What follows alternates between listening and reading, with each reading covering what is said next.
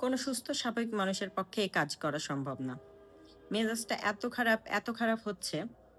আমার মা আজ আসবে। কাল রাতে প্রচণ্ড শরীর খারাপ, মাথা যন্ত্রণা, বমি করছে, সারারাত ঘুমাতে পারেনি। তো আমি বললাম যে কোনো মতে ব্যাগ-ট্যাগ নিয়ে চলে আসো। কিছু নিয়ে আসতে হবে না। কিন্তু কে কার কথা শোনে?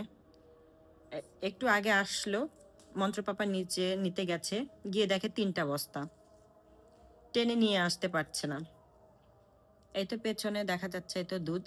দুধ গ্রামে মনে হয় কারো বাসায় আর দুধ রাখেনি। হ্যাঁ, দুধ, ডিম আর এই তো দুনিয়ার এই তো শাক পাতা, পিঠা, পুলি, আটা, ময়দা, সুজি, আচার, দুধের ক্ষীর।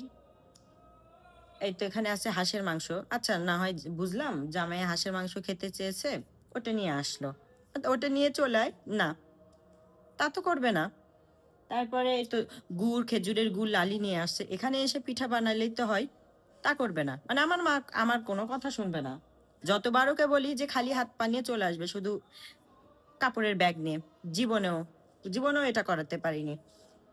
পিঠা বানাইছে। সকালবেলা উঠে ৩ পদের পিঠা, বড়ইয়ের আচার, দুধের ক্ষীর, মানে কি? এই তো টাটকা মুড়ি, নাতি এই তো ছিম খাবে। সিমের বিচি তার নাতি ১টা ২টা মুখে দেয় কিনা জানি না। আর এই তো এতগুলো ছিম নিয়ে আসছে।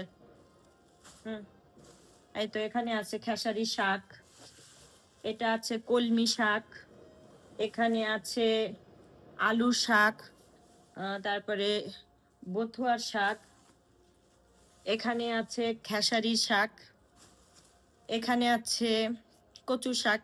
কচু শাক তার জামাই খেতে ভালোবাসে, এজন্য যতবার আসবে কচু শাক নিয়ে আসতেই হবে।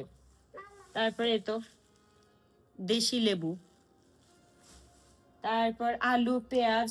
পেঁয়াজ কলিও নাকি গ্রাম থেকে টেনে নিয়ে আসতে হবে।